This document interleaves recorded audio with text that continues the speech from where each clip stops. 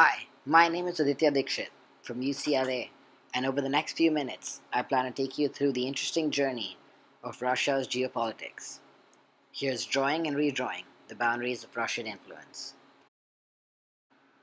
It has been a dominant theme for the past 500 years, which began with the reign of Ivan the Terrible in the 16th century, wherein the Russian Empire gained nearly 50 square miles per day for a few centuries long. Peter the Great's victory over Charles XII in the early 1700s brought Russia to the Baltic Sea and Europe. Alexander I's victory over Napoleon in the 19th century established Russia as a force in Europe. In World War II, Stalin's victory over Hitler in the 1940s gave Russia a central role in shaping the global post-war order. Some of Russia's setbacks include losing the Crimean War of 1853, which ended the post-Napoleonic low. They lost the Russo-Japanese War of 1904, which was historic because it was the first defeat of a European country at the hands of an Asian one in the modern era. Losing World War I led to the eventual collapse of the imperial regime. More recently, Russia lost the Cold War, a defeat that eventually led to the collapse and breakup of the USSR.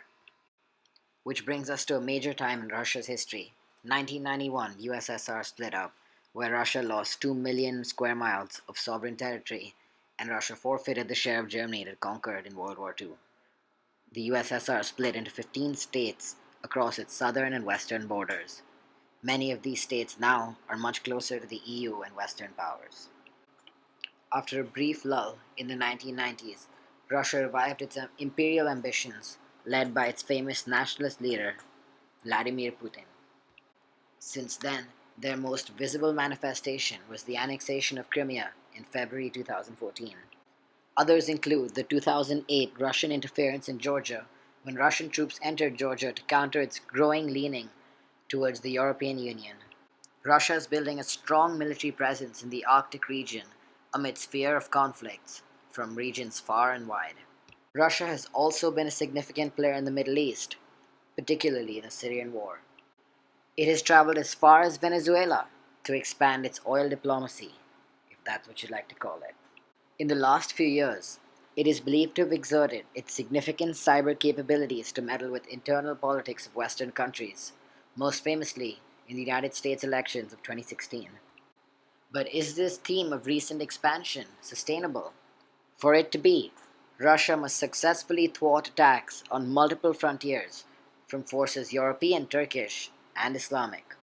Russia lost its buffer regions in Eastern Europe, the Baltic region, and Ukraine. The European Union and Western powers' growing influence in USSR nations is also a threat. Russia's oil-led economy is under pressure amidst growth of alternate energy sources, particularly post-sanctions after the Crimean invasion.